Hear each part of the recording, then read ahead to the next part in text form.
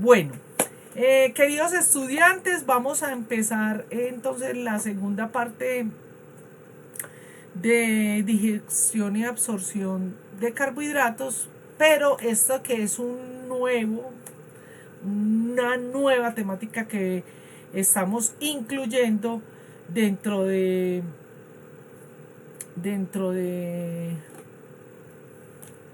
el metabolismo, bioquímica metabólica, que es la microbiota. ¿Por qué lo estamos incluyendo? Porque hoy en día es un tema que está tomando mucha relevancia. En realidad casi que en muchas de las materias de básicas se debería empezar a incluir. Aquí les dejo un abrebocas. Pues yo ya hace muchos años vengo trabajando la parte de microbiota y estudiándola pues empíricamente y con algunos cursitos que hago. Y pues he hecho algunas conferencias de eso. Entonces aquí les hago como un resumencito de microbiota. Hay mucho más, habría para hacer las 3 horas solo de microbiota, pero les hago un resumencito. Les puedo compartir todos los artículos que tengo a quien esté interesado, de donde saqué la presentación. Quiero informarles que la presentación que les voy a hacer no es como acabamos de hacer la clase, sino que hoy en día hay una tendencia, un fashion, una forma de cómo se presenta la información científica, pues porque yo no sé la verdadera razón, pero como sabemos que a veces hay un mal uso de la información, entonces ya lo que se usa es colocar el artículo y uno reseña lo que quiere hablar. O sea, ya no se hace gráfica y se escribe, sino que se coloca. Eso es una tendencia internacional, la cual me parece muy buena. Bueno, entonces vamos a empezar con eso. Voy a ocultar la cámara. Ustedes por favor me dicen cuando estén viendo la presentación. Esperemos que esté funcionando todo bien con la grabación. Si no queda bien el sonido, no voy a repetir la clase. Pero aquí veo que está funcionando adecuadamente la interfase. Bueno, me dicen si lo están viendo, ¿cierto? Todavía no, Natalia. Ay, a ver. Momento, a ver qué estoy haciendo mal. Ah, es que no me puse presentar. Ahora sí. Está apareciendo, sí, correcto. Muy bien. Entonces, queridos estudiantes, cierro y conecto con esta nueva temática que voy a incluir de Marx, que es la digestión y absorción. Y me gusta esta diapositiva porque que es algo que ya está cambiando. O sea, en las eras de la construcción de la medicina y de la ciencia misma, en sus diferentes formas, y hay unos nuevos conceptos que están cambiando. Hubo un tiempo en que teníamos un coracentrismo, es decir, el corazón era todo, en la historia pues de la historia moderna, ¿no? Pues estoy hablando más o menos desde la información que hay de los griegos, etc. Por ejemplo, el siglo pasado fue el cerebrocentrismo. También que incluso se decía que este siglo iba a ser el siglo del cerebro, pues de la neurología, que ya cambió, ya sabemos, la neurociencia nos va a traer unos datos que son tremendos. Y justamente es esto que ven acá. Es como el sistema, la neurociencia nos ha mostrado cómo el sistema nervioso, el cerebro, los órganos están conectados entre todos. Y esa es la conexión a nivel de neurociencias. Pero el metabolismo, la fisiología, los aspectos metabólicos y fisiológicos conectan todos los tejidos, todas las células. todo lo que nos comemos, todas esas frases que son asiáticas, yo no me las sé pues, pero que somos lo que comemos, todas esas cosas pues que de alguna manera la cultura, la religión, lo expresó de manera empírica. Hoy en día sabemos que es una realidad, ¿cierto? Lo que usted se come va a modular, no es que sea algo de magia, sino que va a modular todo su metabolismo, toda su fisiología, toda la expresión génica de la célula en lo tejido por lo que usted se come. Y sabemos, por ejemplo, ya sabemos ese sistema, como ese segundo sistema nervioso que tiene que ver con el nervio vago, ¿cierto? Ese nervio vago que de alguna manera conecta, ¿cierto?, al intestino con el cerebro. Por ejemplo, cuando uno le da susto, le da una cosa como en el estómago y todo ese tipo de cosas. Pero lo que les quiero decir es que ya además de esto, de que nos estamos pensando que es solo un órgano, las aproximaciones, por ejemplo, en neurociencia, que se han encontrado fuera de toda la descripción del cerebro, está la parte del intestino, del intestino, sino del sistema digestivo todo. Ya se han encontrado unos hallazgos muy importantes a nivel del corazón, es impresionante. Ya se están, el corazón ya hay muchos resultados muy escalofriantes, pero en el buen sentido, hermosos, pues bonitos. Ya se está empezando a trabajar en la parte del pulmón, porque simplemente la respiración, cómo respirábamos, la forma de respirar, lo que se respira, o sea, todos los contaminantes y todo eso. Es decir, estamos conectados. Y aquí entro a la parte que hoy en día, desde hace más o menos 20 años aproximadamente, se ha estudiado esto cuando el profesor Burgos y yo, que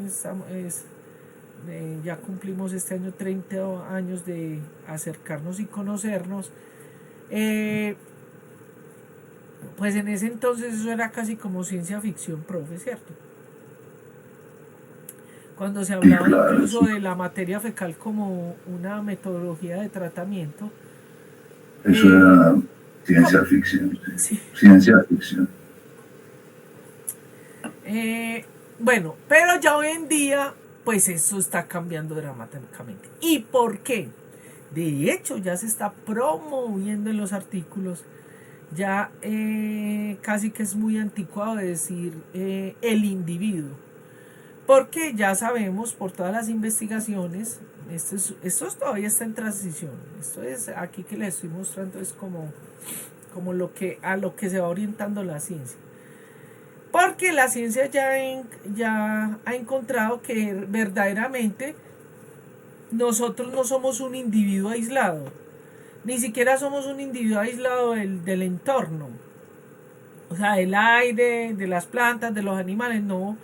Estamos totalmente, es decir, cuando nosotros nos comemos la carnita, las fruticas, las verduritas, toda la comida, ahí también nos estamos comiendo las bacterias, la microbiota que está en esos compuestos. Cuando estamos respirando, ¿cierto? Cuando nos vamos al centro, cuando nos vamos a la regional, ¿cierto? Todo ese aire, todo ese smog y todo eso que nos estamos respirando, ¿cierto? Porque cuando respiramos, no respiramos solo aire. Cuando estamos en un bosque, en el campo, no solamente estamos respirando, nosotros tenemos mecanismos muy sofisticados para permitir que solo pase el oxígeno. Pero cuando vienen las bocanadas de aire, ahí vienen cantidad de hongos, bacterias, virus y compuestos, ¿cierto?, que van a modular los órganos y sistemas. Entonces, estas palabras, pues, que hoy en día pues ya están cambiando. Fíjese que el primero que habló de esto fue en 1990, que es el concepto de holobiontes, ¿cierto?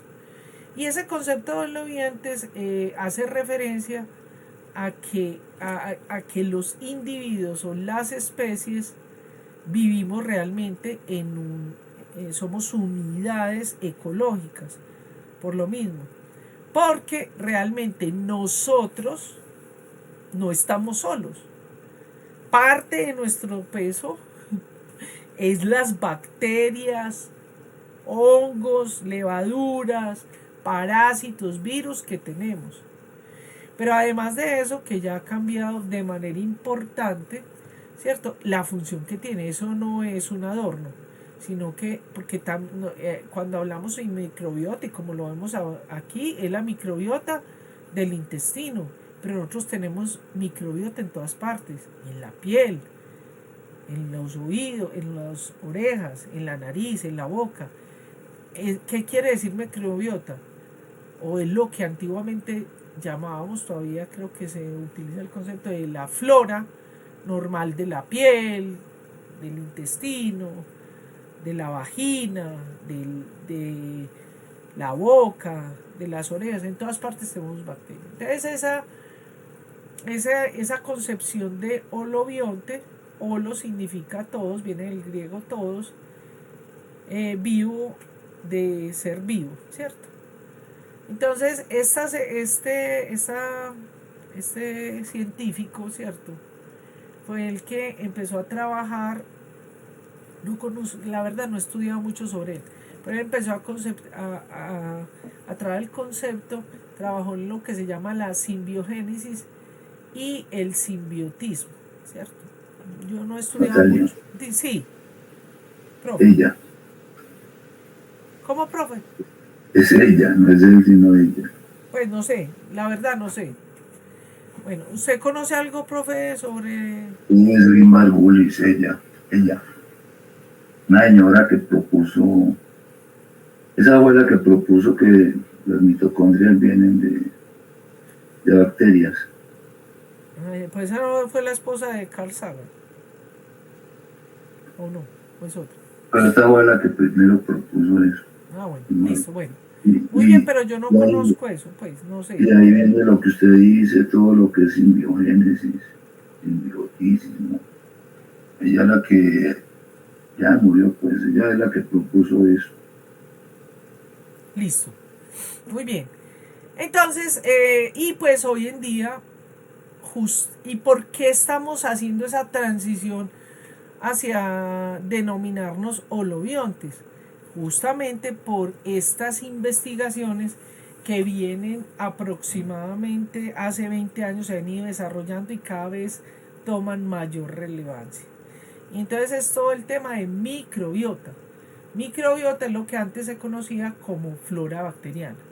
Esa flora bacteriana realmente entonces son todas esas series de microorganismos que están representados de manera abundante en bacterias, en muchos tipos de bacterias, pero que también incluyen algunos hongos, levaduras, incluso algunos parásitos, ¿cierto? Que son, por ejemplo, algunos bacilos y cocobacilos, hacen parte de nuestra flora bacteriana. Entonces, resulta que todos los estudios, sobre todo, se empezaron a hacer en la flora normal o microflora intestinal. Pero eso ha ido cada vez cursando más. Entonces, lo que a continuación vengo a mostrarles, a compartirles, y lo pregunto en el examen, esto se incluye en el examen, y que va a llegar a sus consultorios, y que creo que ya ustedes ahorita hay una información muy masiva sobre este aspecto en las redes sociales. Entonces ustedes como futuros médicos es importante que la conozcan.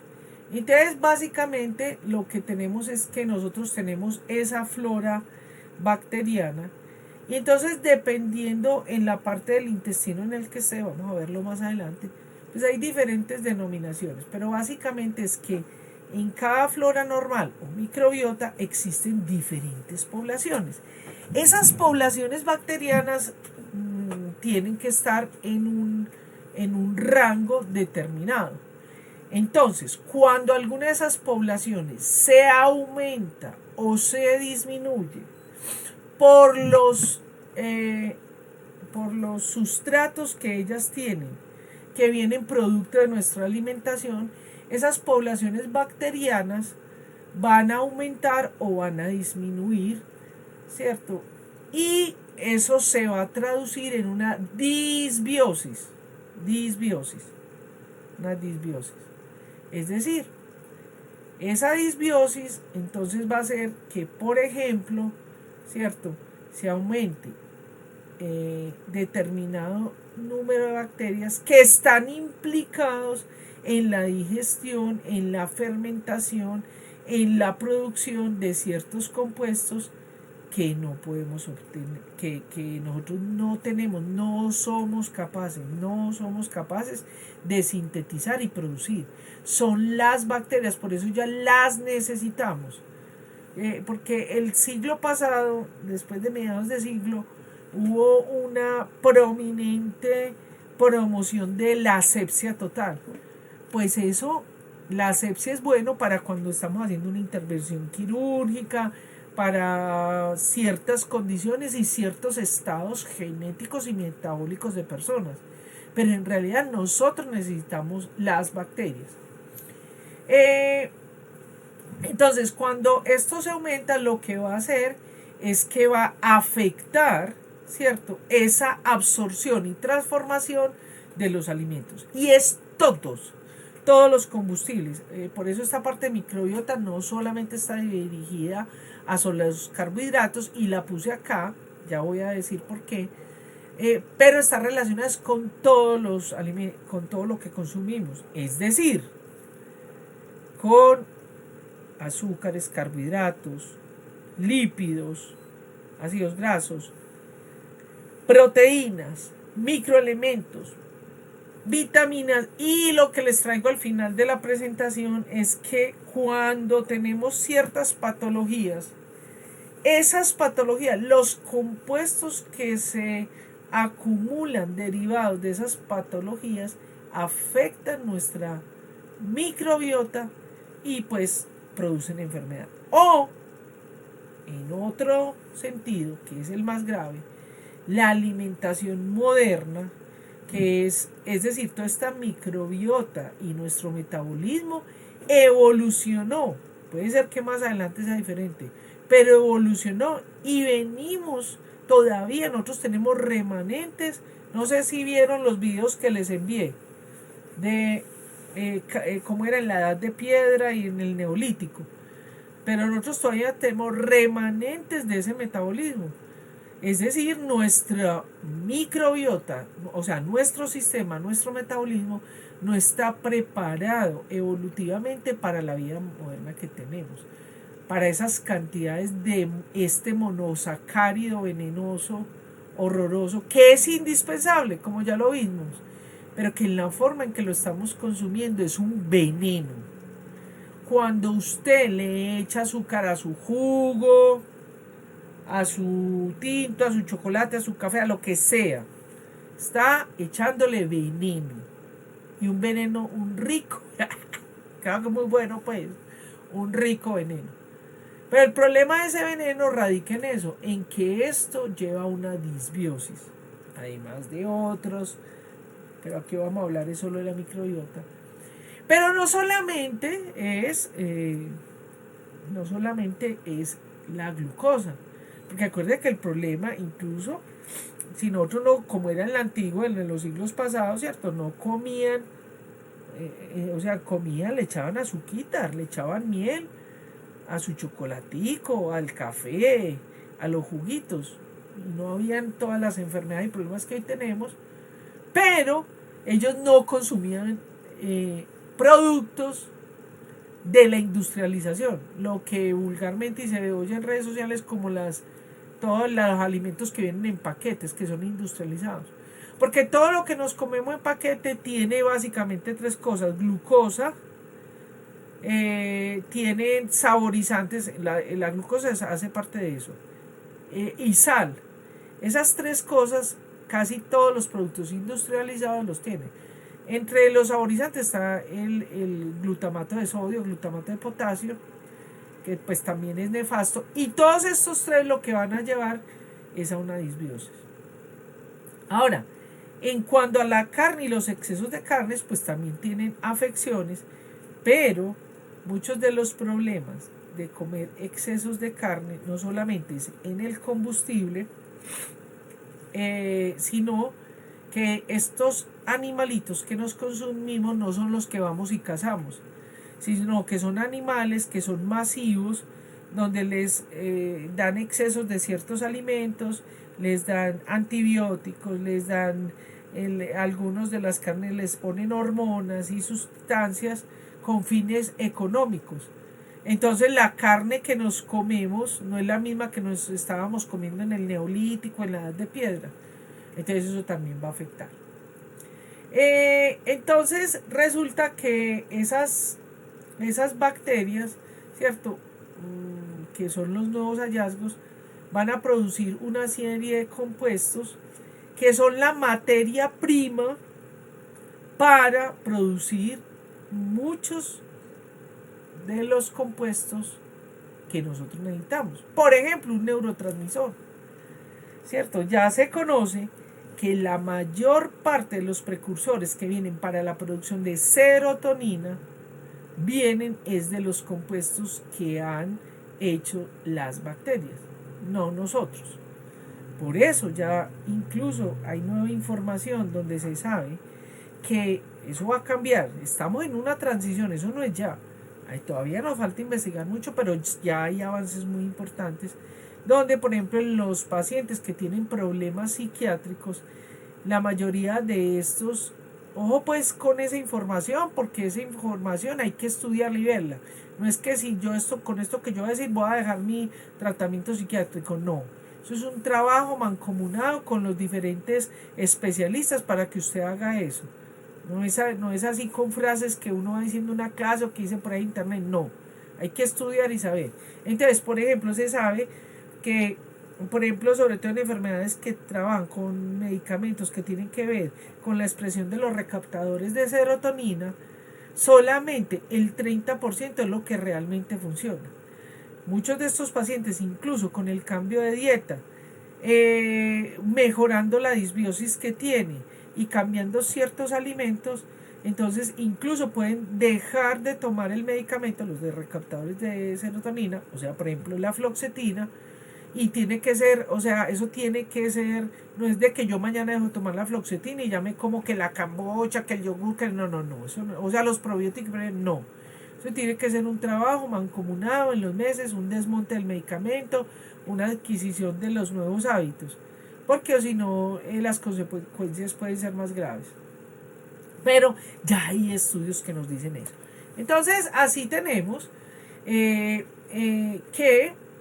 la disbiosis básicamente va a ser producida por ese desbalance de esa flora bacteriana, de esos microorganismos que más o menos, imaginen ustedes, son más o menos 10 a la 14 unidades de colonia, formadoras de colonia en cada mililitro.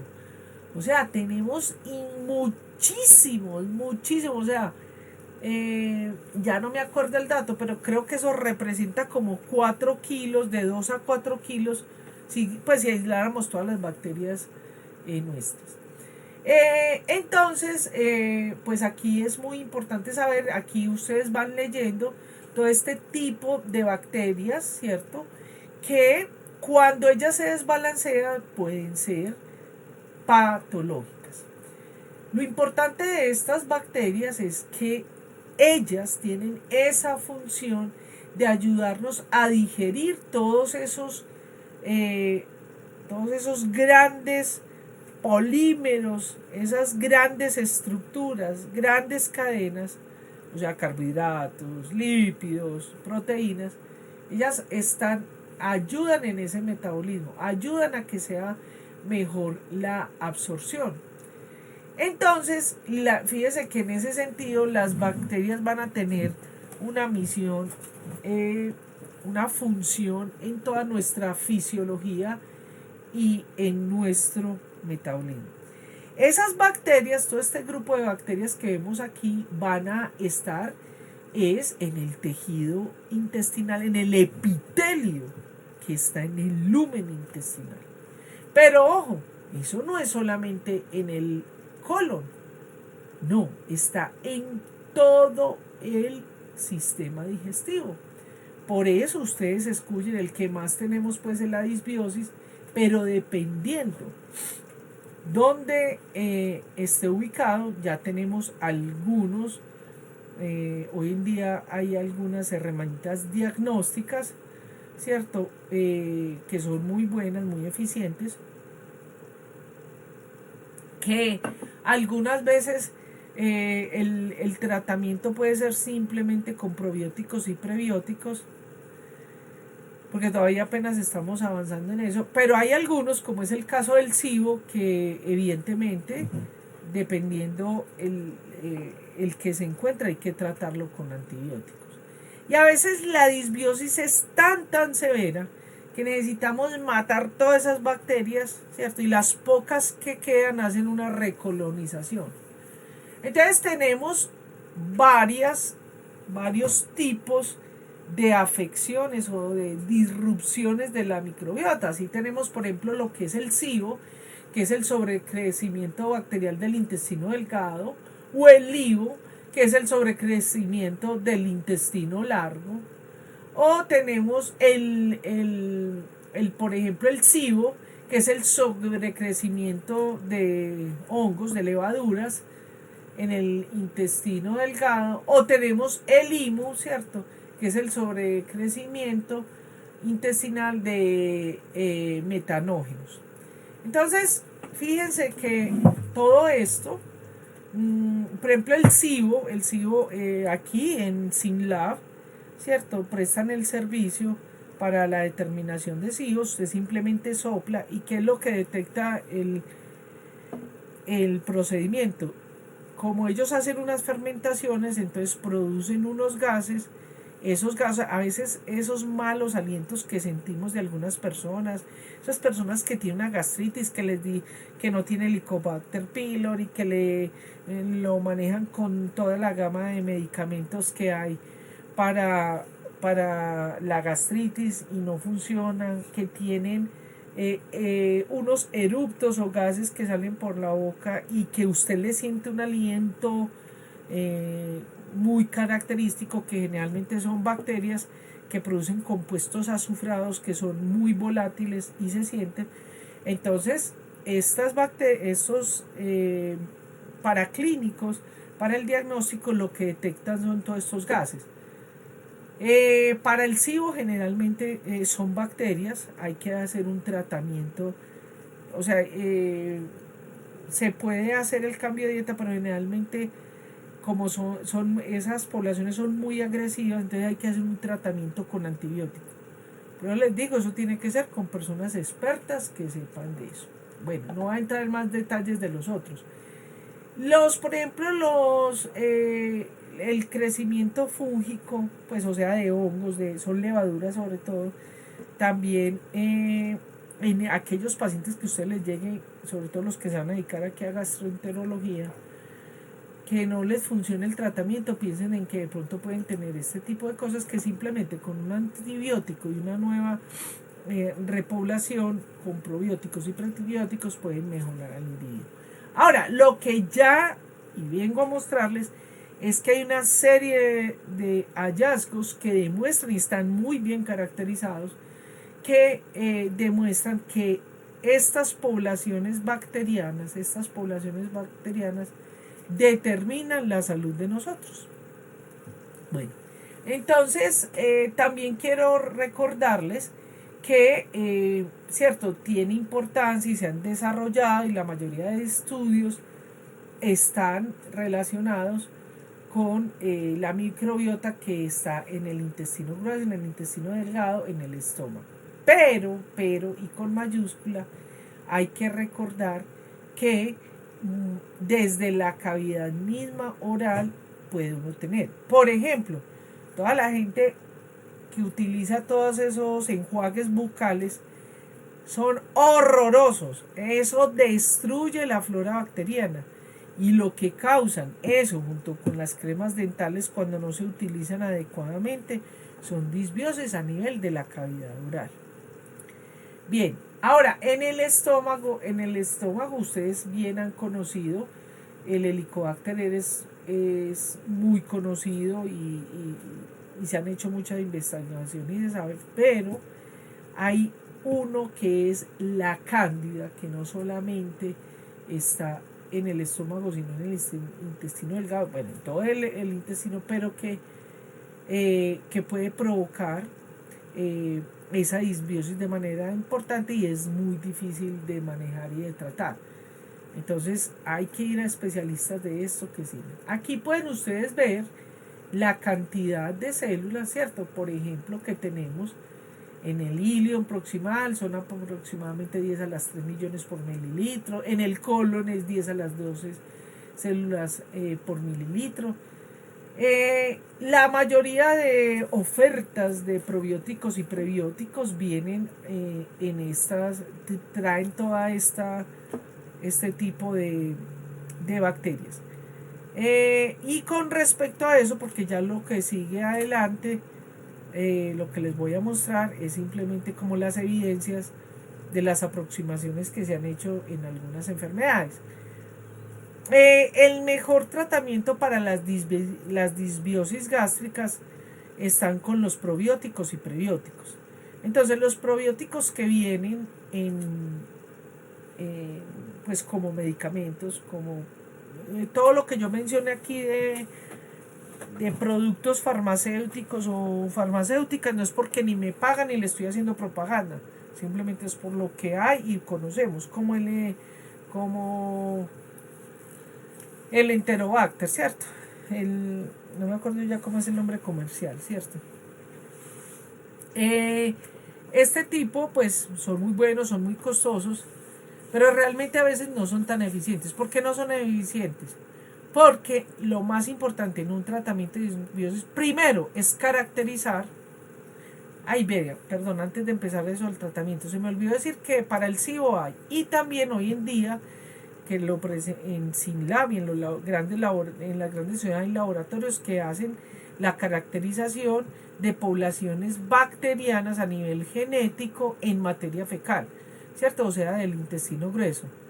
Es maravilloso porque ahí le dice la población, le dice, pues hay un estudio desde las ómicas muy importante que puede ayudarle mucho a los terapeutas. Bueno, es costoso, ¿cierto? Eso vale creo más de 2 millones de pesos hacerse eso, vale la pena. Yo, por ejemplo, tengo entre mis propósitos hacérmelo. Pero bueno, sigo con el tratamiento. Entonces, esos tratamientos, ¿qué pasa? Hay tres bueno, entonces son muy costosos, vienen en pastillas, vienen como el enterogermina, creo que se llama, es que no sé si el profe o alguien de ahí lo conoce o se lo han mandado y me acuerdo, no me acuerdo cómo es que se llama el producto comercial, ¿cierto? Pero básicamente son unos tubitos como con agüita y ahí están las bacterias, que lo que hacen es recolonizar. Entonces, ¿cuáles son esas tres características? Uno, los que son liofilizados, casi que es botar la platica, porque necesitan tres características. Uno, que estén en solución, o sea, en líquido, en agüita, en solución, no puede estar liofilizado. O sea, sí funcionan, pero muy, o sea, como le digo, botan la plata. Funcionan muy mal los liofilizados. Segundo, tiene que haber una gran diversidad de las bacterias que se incluyen para que realmente funcione. Y tercero, tiene que estar en el orden de billones o trillones de unidades formadoras de colonia. Es lo que usted se toma. Y ya el consumo va a depender mucho del paciente, pues eso ya lo manejará el terapeuta, ¿cierto? ¿Cuándo se consume? Eso no se consume en cualquier hora del día, ¿cierto? Ni en cualquier momento, si después de comer, no, porque entonces la producción de ácido va a dañar muchas de esas bacterias que el fin es colonizar y estabilizar, quitar la disbiosis. Bien. No sé si tienen alguna duda hasta acá, porque ya va a pasar a como otro aspecto de eso. Bien, entonces, bueno, básicamente parte fundamental de la microbiota es la dieta.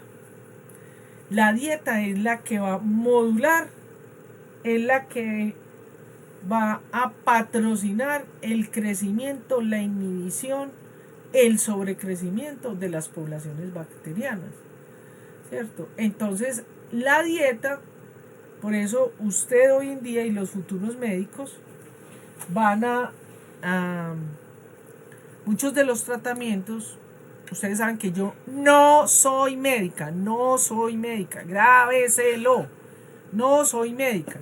Yo soy bioquímica y genetista molecular, no soy médica. Pero para que vean les chicaneo. De todas maneras, yo hago consultorías y consejerías y es impresionante cómo los pacientes que yo he visto simplemente con cambiar sus hábitos de dieta, los hábitos dietarios, su actividad física, han cambiado casi totalmente las manifestaciones clínicas que tienen. Ahorita eso creo que lo hacen muchos los médicos funcionales y eso. Yo simplemente hago unas recomendaciones de alimentos. Porque también es la forma como se comen los alimentos. Porque la mayoría de alimentos que nosotros consumimos están súper cocidos. Están, o sea, en cocción, fritos, bueno, etcétera. Pues ahí realmente lo que comemos es más de relleno que los verdaderos nutrientes. Consumen combustibles, pero casi nutrientes se pierden. Y casi que cuando usted tiene problemas como por ejemplo en la resistencia a insulina, en enfermedades crónicas, realmente usted casi que lo que debía comer es todo lo que brote de la tierra o de la naturaleza, o sea, las planticas, los vegetales, las frutas y la carnita, el pescadito, la vaquita de su finca, el marranito, etc. Pero las personas que padezcamos algún tipo de enfermedad crónica, indiscriminadamente comido delicioso, a mí me fascina, todo lo que es pecado, veneno, me fascina. Pero si yo quiero tener una salud y yo quiero cambiar mis manifestaciones clínicas, yo tengo que seriamente plantearme cambiar los hábitos de vida. Y los hábitos de vida sobre todo en la dieta. Porque además de eso, muchos de los medicamentos, o sea, que la metformina, que todo lo que venden que para adelgazar, que yo no sé qué, realmente está empeorando el problema de disbiosis que hay. Entonces, para que lo tengan en cuenta. Entonces, todas estas ilustraciones, todo eso son artículos, ¿cierto? Entonces, mire que, pero me encanta eso y, ay hombre, debía haber pasado antes. Mire que básicamente usted lo que permanentemente está haciendo es un balance. Y ese balance, esa microbiota intestinal o del sistema digestivo va a estar dado por los alimentos que usted tiene. Si usted analiza, yo le pongo a usted, el que me está escuchando, para que analice cuál come más de usted esto y cómo está su cuerpo. Por ejemplo, una popochita como yo, una gorda como yo, ¿cierto? Porque muchos de los que tenemos obesidad, más que obesidad, tenemos es una inflamación crónica que está dada por esto. Entonces, ¿qué sucede? Fíjese que hoy en día se está hablando mucho de los prebióticos y probióticos. Entonces, todos esos que yo les mencioné, que son los probióticos, que son los que vienen en las capsulitas, ¿cierto? Que ya les dije cuáles son las 3 requerimientos que se necesita para que funcione adecuadamente.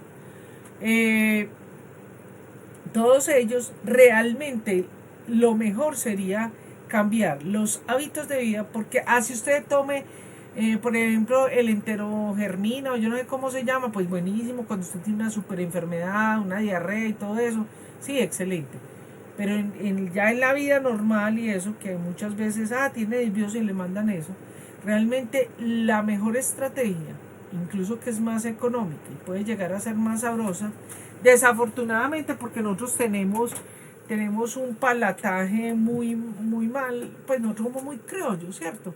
Nosotros somos una cultura con excesos de hipercalórica representada en carbohidratos y grasas. Eso es cultural, eso es difícil cambiarlo.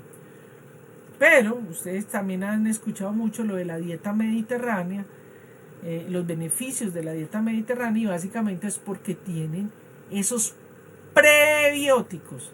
¿Qué son los prebióticos? Los prebióticos son todas esas sustancias, todos esos compuestos que van a permitir, de los que se alimentan y van a permitir el crecimiento de las poblaciones bacterianas. Y ojo, que hay una cosa muy bonita en esto. Lástima que no tengamos casi tiempo pues para hablar de todo eso, pero resulta que cuando crecen algunos de estos, al aumentar la población, por ejemplo, de bacteroides, disminuyen otras que son las que están produciendo la patología. Entonces esos prebióticos realmente son entonces todas esas frutas, verduras, que contienen las fibras, que contienen los carbohidratos de los que ellos se alimentan. La fibra no solamente las que vienen en plantas y frutas, sino las que vienen en las leguminosas, en los cereales, en todas esas semillas que conocemos como frutos secos.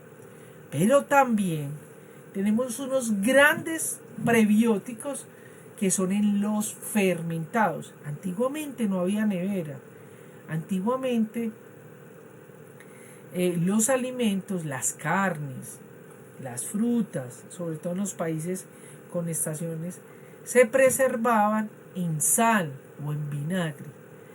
Cuando se hacen preparaciones, o sea, fermentados, en sal, en vinagre, ¿cierto? O algunas metodologías como la famosa kombucha, ¿cierto? O los yogures, como el yogur griego, ¿cierto? Son las bacterias que son propias del alimento, que se les pone una condición para que ellas crezcan. Entonces, cuando nosotros estamos, por ejemplo, la kombucha, lo que se sabe fue desarrollado y se llama kombucha porque es el hongo del té. K es té, bucha es hongo, ¿cierto? Entonces la kombucha, ¿cierto? El té, yo por ejemplo lo hago, usted lo pone a crecer. ¿Cómo? Le echa agua panelita. Pues no, realmente son 150 miligramos, gramos por litro. Y usted pone a crecer esa kombucha y eso crece y crecen las colonias y ellos entonces metabolizan y fermentan y ahí se producen una serie que ahorita les muestro más adelante y les indico cuáles, una serie de ácidos grasos, de compuestos que son sustratos muy importantes. También están, por ejemplo, el chucrú, ¿cierto? O sea, cuando le echan sal al repollo. Pero realmente lo que estamos haciendo es que la flora normal de estos compuestos fermentan, producen, crecen y nosotros nos lo estamos comiendo. Y entonces cuando estos son los prebióticos, pero estos son los probióticos que están en todo eso. Hoy en día hay una gama y esos son beneficios y nos van a ayudar. Ahora, esto es un balance obviamente. No es como pues se coge fanatismo que solo come kombucha, o chucrú. No. La clave de eliminar la disbiosis es la biodiversidad del consumo de alimentos. Ahora, lo que la ciencia ya nos muestra, ¿cierto? Es que todo esto que es tan delicioso, que está representado en la comida rápida o chatarra, en los carbohidratos que están llenos de cereales, dulces y sal, porque si nos comiéramos el pan como en el antiguo no sería malo, pero exceso en pastas y dulces. Fíjese que aquí uno de los que tiene un protagonismo es el firmicutes, que ¿dónde está? En la cavidad oral. Pero pues no solamente es en él, sino que todos esos van a hacer el crecimiento de todas esas bacterias que nos van a producir patología. Entonces, ya tenemos hallazgos importantes de por qué la microbiota del intestino, ¿cierto? Va a dar ese equilibrio, va a estar representado o en la salud o en la enfermedad metabólica, ¿cierto? Aquí vemos en este dibujito, que es un poquito parecido al otro, como cuando nosotros, cuando los que se vayan a especializar en eso, porque ya no hay especialidad, pero se puede trabajar, ¿cierto? Cuando nosotros vamos a hacer una intervención del microbiota, básicamente, no solamente es la alimentación, sino que ya se sabe que los movimientos que nosotros hacemos al tener actividad física y los compuestos que producimos al tener actividad física van a ayudar a mejorar esas poblaciones bacterianas. Hoy en día también ya se hace el trasplante fecal. Hay como dos grandes grupos, uno que es el liofilizado que se toma en pastillas y otro que se inoculan. Generalmente son bacterias de familiares o con los que uno convive. Nosotros en el momento en que nacemos ya se sabe también todo lo que afecta a esta microbiota, porque cuando pasamos por el conducto vaginal, ¿cierto? Tenemos nuestras primeras inoculaciones de bacterias de nuestra madre. Y cuando entonces nuestra madre nos empieza a amamantar, empezamos a chupar el dedo de papá, del hermanito, con la cara, todas esas interacciones son los que van haciendo las inoculaciones para el crecimiento de nuestra bacteria intestinal. El problema y los últimos datos nos dicen que esos trasplantes fecales ya no es tan sencillo como se estaba hablando inicialmente. ¿Por qué?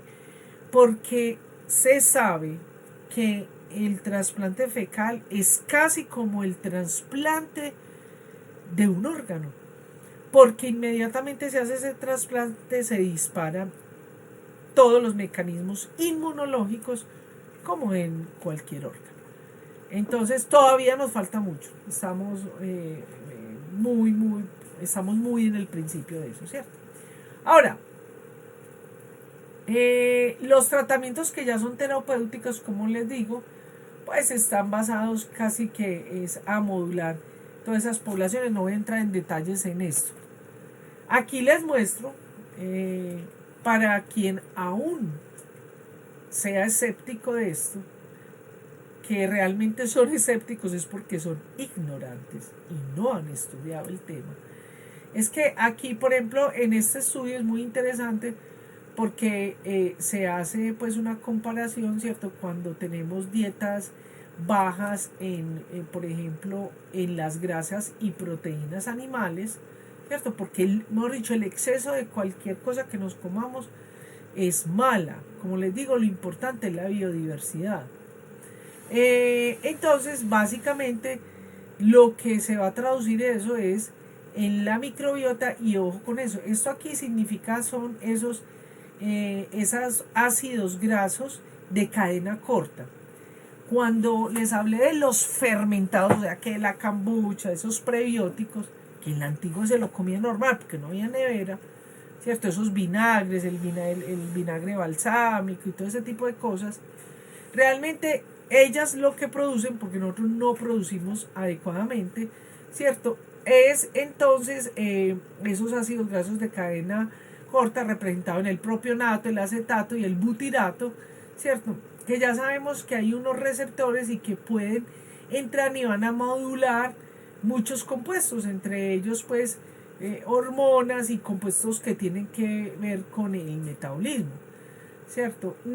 Y básicamente eso se va a traducir en que haya una disminución de la glucosa en sangre, porque se acuerdan, ya hay un tema que se habla mucho, o sea, que ustedes ya deben conocer, por ejemplo, lo que son los alimentos de alto índice glicémico, o sea, que disparan y suben porque ya acabamos de ver los transportadores. También sabemos que aumenta la energía por los metabolitos que se producen y aumenta el estímulo de la secreción de insulina. Todo eso ya está muy bien desarrollado. Pero además de eso, ¿cierto? Porque toda esa fibra, o sea, no solamente está relacionado con el crecimiento bacteriano, sino con la motilidad del intestino. Miren, aquí vemos la defecación o las veces que se va al baño a hacer popó, porque ese popó que se queda retenido en el intestino entra entonces en procesos de fermentación, entonces por eso hay distensión, flatulencia, pero además modificación de la flora bacteriana que lleva a disbiosis. Cuando nosotros tenemos una alimentación rica en dietas de grasas y de proteínas de origen animal y ausente o bajito, muy colombiano, ¿cierto? Que acá no se comen ni frutas ni verduras. Yo le dejo a usted la siguiente tarea.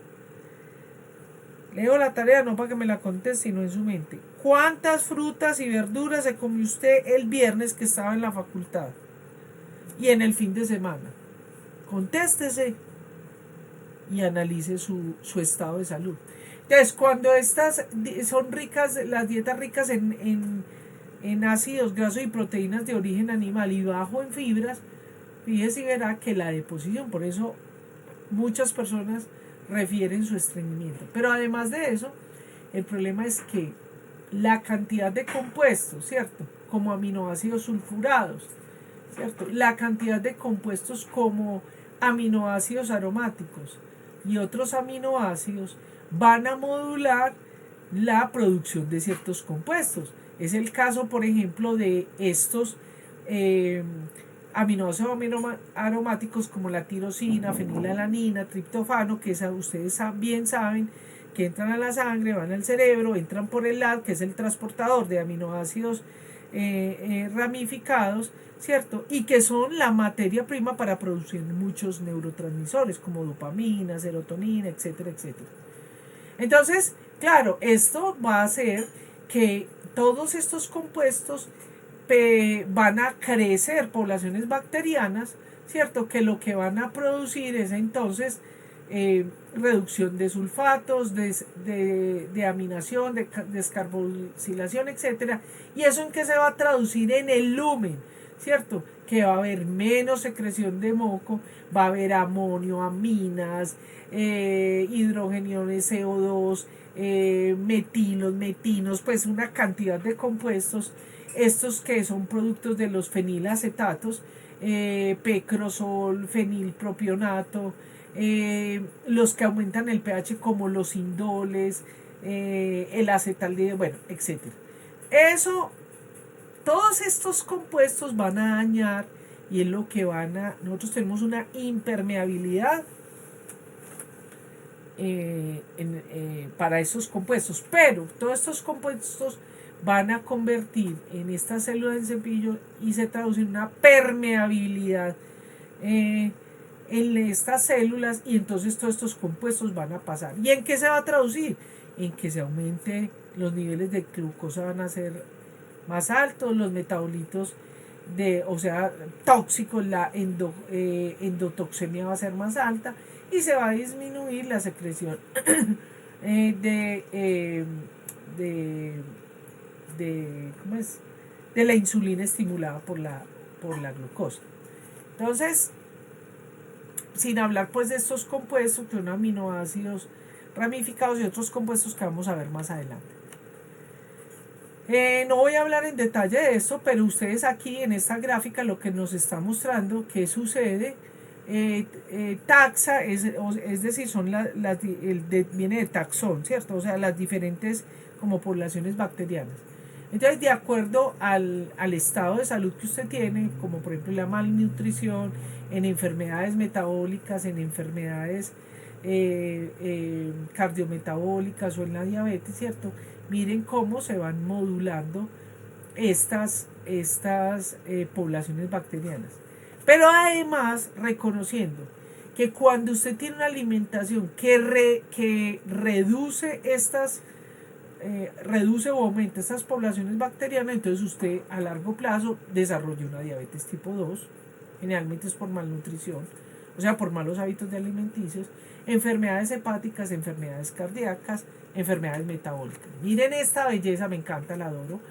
Cierto, aquí no le voy a entrar en detalle, usted se vaya, lo pregunta en el examen, ojo pues, usted se va a ir allá, va a ver esta diapositiva y va a ir viendo cómo los diferentes alimentos, lo que se va a producir aquí.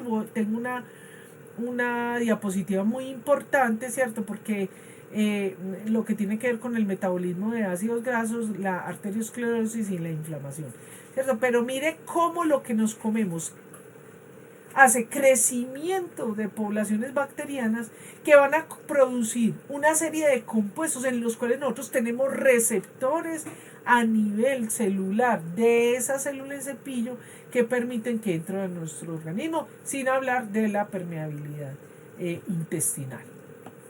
Así que muchos de los que somos gorditos y de los que somos que tenemos obesidad, y que mucha obesidad está representada en inflamación, es producto de eso. Y se los digo en mí misma. En mí misma yo he hecho unos cambios de dieta que han hecho que yo reduzca esa inflamación. Por ejemplo, con el asma, yo claramente tengo los alimentos que me producen ataque de asma, o sea, aumentan los eventos de asma, han reducido mi inflamación, o sea, no solamente es porque lo estudié, sino porque lo he visto en mí misma y en pacientes míos. En todo caso, la microbiota no solamente va a influir en la dieta, eso es una parte muy importante, pero hay muchos otros factores como el estilo de vida, el estrés, la edad, los medicamentos que se consumen, si usted nació por el conducto vaginal o por cesárea, si usted tiene una carga genética por enfermedades o por la expresión de muchos factores a nivel intestinal. Entonces no se puede pensar y como ser sectario en pensar que solamente la alimentación, ¿no? Como en todo lo de biología y en los organismos son multifactoriales. Lo que pasa es que obviamente pues yo aquí le doy una parte importante a la alimentación, pues porque estamos en un curso de metabolismo, de bioquímica metabólica. Bien, entonces, por ejemplo, aquí les traigo ya rápidamente, va a pasar rápidamente, ya usted en casa mira las gráficas detalladamente, quien no entienda le puedo explicar algo, pero por ejemplo ya se sabe los problemas, porque hay una gota, la enfermedad de la gota, que seguro el profesor nos va a hablar al final del curso de esto. La gota que se produce pues por el aumento de ácido úrico, ¿cierto? Y ese ácido úrico va a crear unos cristales de ácido úrico que van a hacer unos depósitos, sobre todo en las articulaciones, ¿cierto? Y que es muy doloroso. Se sabe que hay unas variantes genéticas donde las enzimas que están implicadas en el metabolismo de nucleótidos son los que producen la gota. Pero ya también sabemos que hay unos que no solamente es por eso, sino por la dieta que tenemos. Recuerden que esta es una enfermedad que se conoce la enfermedad de los reyes, ¿cierto? Porque antiguamente solo los reyes eran los que podían comer esas grandes cantidades de carnes y bueno, de todas las bollerías. Entonces, básicamente aquí vemos el intestino, ¿cierto? Que va a estar modulado, ¿cierto? Por esa permeabilidad intestinal, que ya sabemos que la podemos dañar por los procesos o los hábitos de alimentación que tenemos, y en esos procesos que hacen todas esas bacterias, todos los compuestos que tienen, dañan y producen esa permeabilidad intestinal. Y la diversidad de microbiota. Lo que claramente sabemos es que entonces, como no está aislado solamente el metabolismo, sino que tenemos una serie de células que están relacionados con el sistema inmune, que lo verán ustedes más adelante, o en las moléculas de depósito, como por ejemplo tenemos el depósito, los adipocitos, las células adipocíticas, ¿cierto? Ellos van a expresar y van a modular la expresión de una serie de hormonas, de factores que se expresan a nivel de la célula, y entonces como resultado de eso pues vamos a tener un desbalance metabólico y una enfermedad, que es como es el caso, ¿cierto?, del ácido úrico. Entonces, en conclusión de esto, pues tiene más detalle, pero en conclusión de esto es que ese metabolismo que nosotros lo tenemos adecuado para tener un balance de los combustibles, sobre todo representados en ácidos grasos, en carbohidratos y en proteínas, cuando hay ese desbalance, ¿cierto?, va entonces a afectar la microbiota y va a afectar el intestino. Mire cómo vemos acá, aquí están las bacterias, ¿cierto? Entonces, cómo actúan las enzimas propias que son del metabolismo, más el metabolismo de las bacterias, que nos van a ayudar a tener entonces todos esos sustratos que tenemos, ¿cierto?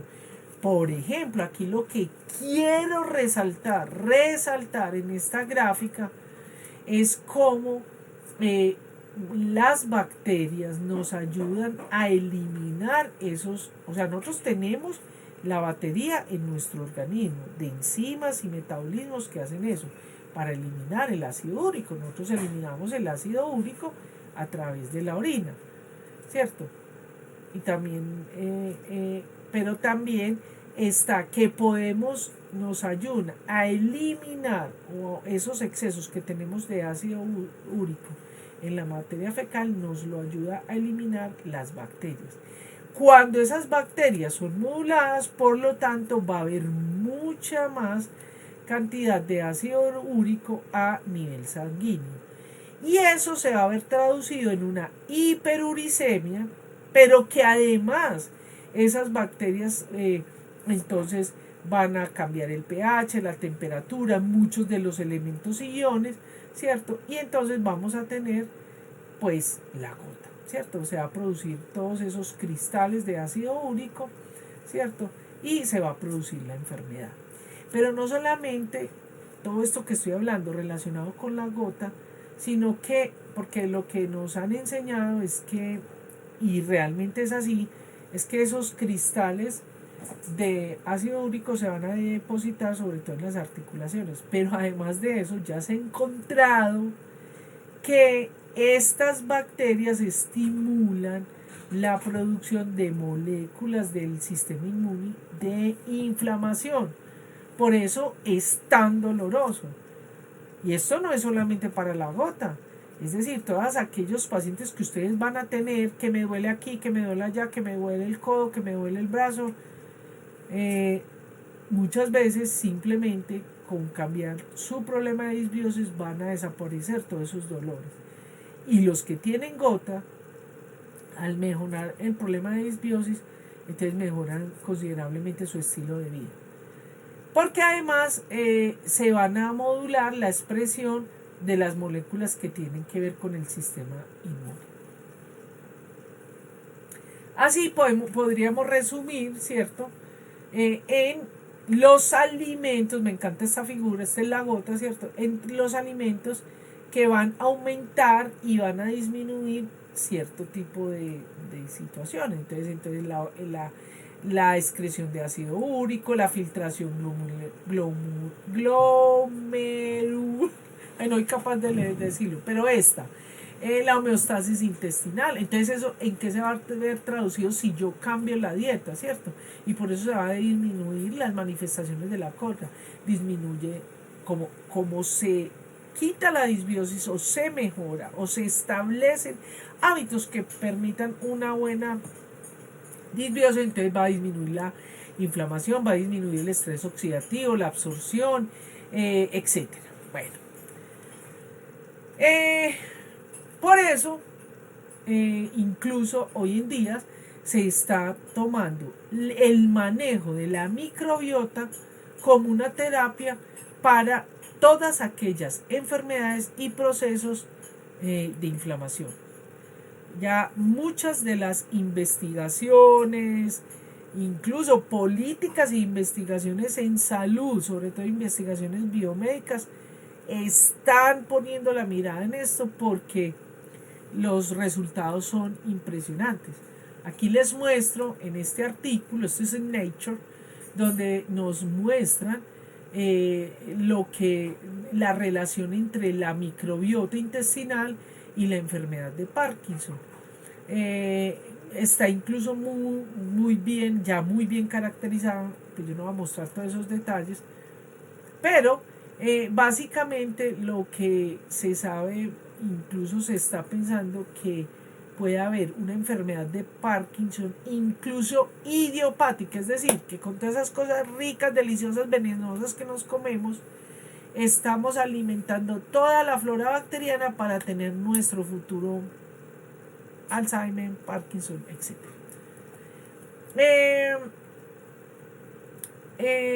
Aquí también que este artículo, ¿cierto?, está relacionado, sobre todo nos está mostrando, es una revisión que nos muestra la relación que tiene la microbiota con el metabolismo y el sistema inmune. Porque resulta que pues nosotros como bioquímicos, nosotros enseñamos toda la parte metabólica, enzimática y todo eso, pero realmente en ese metabolismo está muy de la mano con todo lo que viene con el sistema inmune, porque los productos derivados del metabolismo modulan muchas de las expresiones de moléculas que se expresan a nivel de membrana de las células del sistema inmune. Entonces ya se sabe claramente que incluso una disbiosis, por todo lo anterior que acabo de decir, puede incluso uno protegerlo de infecciones. Miren esto que me encanta, o sea, ya se sabe, ya se encontró que incluso el aumento en valores del perfil lipídico, ojalá se leyeran ese artículo que es increíble, o sea, como los triglicéridos, el HDL, sobre todo el LDL y todos los otros VLDL y bueno, etcétera, realmente cuando, es decir, las bacterias, la disbiosis, ¿cierto?, está asociada a esos cambios en los niveles de triglicéridos y de estas lipoproteínas, ¿cierto? Y obviamente en la inflamación. Saben que los que tenemos aumentado el colesterol, los triglicéridos o el LDL, si bien pueden ser por otras enfermedades, no solo de hábitos, sino de origen genético, etcétera, pero claramente pues lo que han concluido estos estudios es que esas disbiosis producen un incremento en los niveles de triglicéridos y de VLDL. Y eso está bien caracterizado, los dibujitos están súper fantásticos. Ustedes saben que yo trabajo mucho los errores del metabolismo, de pronto hay algunos de acá que están viendo eso. Por ejemplo, la enfermedad de Fabry es una enfermedad lisosomal, es una enfermedad genética. Pues resulta que en las enfermedades, aquí les voy a mostrar unas cosas muy tremendas, porque resulta que en este tipo de enfermedades, entonces, como se acumulan ciertos sustratos, ¿cierto? Como lo vamos a ver ahorita en lo de porfiria, ¿cierto? Por ejemplo, en la enfermedad de Fabry, entonces, esos sustratos, la enfermedad misma, hace que se produzcan sustratos que van a hacer que hayan, por ejemplo, lo que se llama los food maps, o sea, alimentos que tienen poliolis, monosacáridos, disacáridos y oligosacáridos que se fermentan, ¿cierto? Porque tiene una enfermedad genética, ¿cierto? Que afecta más. Pero lo más bonito de esto es que si además de su enfermedad, de su terapia de reemplazo enzimático, si caracterizamos, como ya lo hicimos con una paciente venezolana, ¿cierto? Sí, nosotros caracterizamos, sabemos que tiene la enfermedad genética, tiene el problema. Y simplemente con hacerle un manejo independiente de su patología, le hacemos un mejoramiento. O sea, tratamos la disbiosis, mejoran considerablemente todas las manifestaciones clínicas de la enfermedad y mejoran su calidad de vida. Entonces ustedes dicen, ay, ¿qué relación tiene uno otro? Uno, dependiendo de la enfermedad, lo que la enfermedad, los sustratos que hacen que la enfermedad acumule, ¿cierto? Que van a alterar esa microbiota. Dos, que generalmente estas enfermedades van a producir procesos inflamatorios, pues, o sea, van a afectar órganos, sistemas y células, que si nosotros, además de esa enfermedad, tenemos ese tipo de vidas de la vida moderna, van a incrementar o van a hacer más severas las manifestaciones clínicas. Por eso, manejar el problema de disbiosis mejoraría sus manifestaciones clínicas. Ya hay datos, no voy a entrar en detalles, pero hay datos, por ejemplo, para el lupus. Tenemos datos para, por ejemplo, una polirradiculoneuropatía desmielinizante inflamatoria crónica, donde mejoraron considerablemente con el manejo de disbiosis. Ya vamos a terminar. Y por último, ella es difunta, nuestra querida María Victoria, ya no está con nosotros, una paciente de porfiria. Y básicamente es porque resulta que los pacientes con porfiria, o sea, normalmente los grupos hemos que nosotros nos comemos alimentos, o sea, en la carne, nosotros tenemos transportadores a nivel de las células en cepillo de hemo, ¿cierto? Y las bacterias, esos grupos hemo, ¿cierto? Ellos también los sintetizan y de ahí producen muchos elementos como el hierro, ¿cierto? Y por lo tanto promueven el crecimiento o mantienen la homeostasis del crecimiento de esos pacientes. Ellos no reconocen específicamente el hemo, sino que también reconocen algunos isómeros de porfirinas. Entonces, cuando hay un exceso de isómeros de porfirinas, eso induce a una disbiosis. Y este fue el caso de María Victoria. Con María Victoria le hicimos todo un estudio y su último año, realmente desde la parte gastrointestinal, mejoró. Tenía una disbiosis muy importante, se le hizo toda la caracterización, se le mejoró su calidad de vida, mejoró sus manifestaciones. Desafortunadamente, pues ya no está con nosotros, básicamente porque le hicieron un mal manejo de la enfermedad, no le administraron oportunamente su medicamento. En Venezuela tiene unas metodologías que son súper extrañas, incluso ellos mismos hacen el hemo, pero tienen unos protocolos que, madre mía. Bueno, y ya esto último es para mostrarles, por ejemplo, que tiene que ver sobre todo con la alimentación ricas en alimentos de origen animal, ¿cierto? Que cuando hay exceso afecta esa flora bacteriana.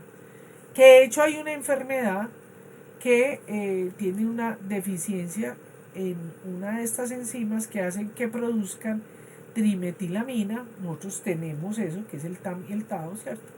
Nosotros eso lo producimos en el hígado y pues somos personas normales. Hay personas incluso que tienen deficiencia de esto y eso es lo que produce el síndrome de olor a pescado. O sea, las personas huelen a podrido, a pescado podrido, todo.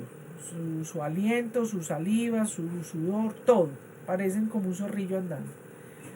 De hecho, a ellos muchas veces dándole colina, pues mejoran un poco esa manifestación. Pero aquí lo importante, bueno, ellos son importantes, pero aquí en esto, que es lo general, Resulta que las bacterias ayudan a mantener, ¿cierto? Esa flora intestinal es la que está más implicada en eliminar todos esos excesos de trimetilamina y del N-oxidotrimetilamina, que para la enfermedad que les menciono han funcionado para algunos de ellos.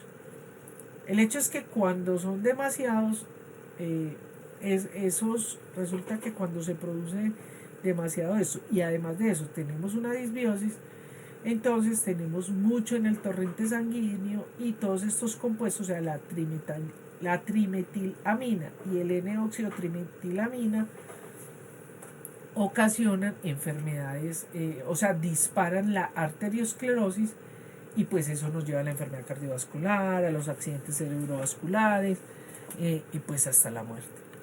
Y por último, no menos importante, es lo que se ha visto en algunos artículos que han encontrado la relación de esa trimetilamina y sus derivados, ¿cierto?, en esclerosis sistémicas, pues que llevan a una serie de complicaciones.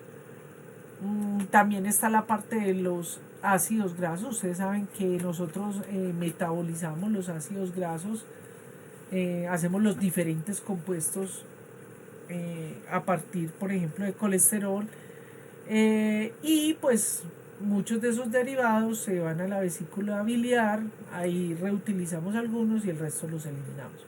Pues resulta que el exceso de esto, es decir, el equilibrio, es decir, cuando no tenemos esa disbiosis y que pueden modular esto, ¿cierto? Entonces vamos a tener excesos de estos compuestos. Normalmente, cuando tenemos una vida sana, una alimentación sana, nuestras bacterias nos pueden ayudar a eliminar estos compuestos que son, pues, los que son tóxicos, y que además recuerden que tenemos una recirculación enterohepática, o sea que vuelven, es decir, estos verdes a veces vuelven al organismo y pues entonces vamos a tener todo este problema. Entonces el exceso de esto, sea porque nos genere más disbiosis o porque la disbiosis va a promover la producción y absorción de estos compuestos. Bueno, he terminado. No sé, ¿alguna duda? ¿Preguntas?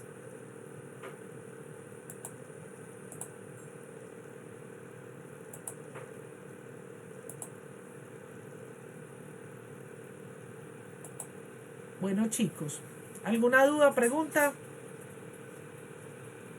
Profesor. No, Natalia, muy bien, muy interesante, muy interesante. Bueno, perfecto. Como les digo, quien quiera le puedo enviar los artículos. Listo, voy a detener la grabación. No sé si quiere decir algo más, profe. No, Natalia, me parece una muy buena introducción al tema que acabo de dar usted. Bueno, profe, muchas gracias. Bueno, chicos, como saben, ya en los videos de la clase pasada está. Quiero agradecer aquí en esta clase a todas las personas que participaron en el evento, o sea, que hacen parte de metabolismo, bioquímica metabólica, que participaron en el evento del 28 de febrero. Ese evento sin ustedes saben que hubiera sido un desastre, así que gracias. Y bueno, seguimos adelante, voy a tener la grabación.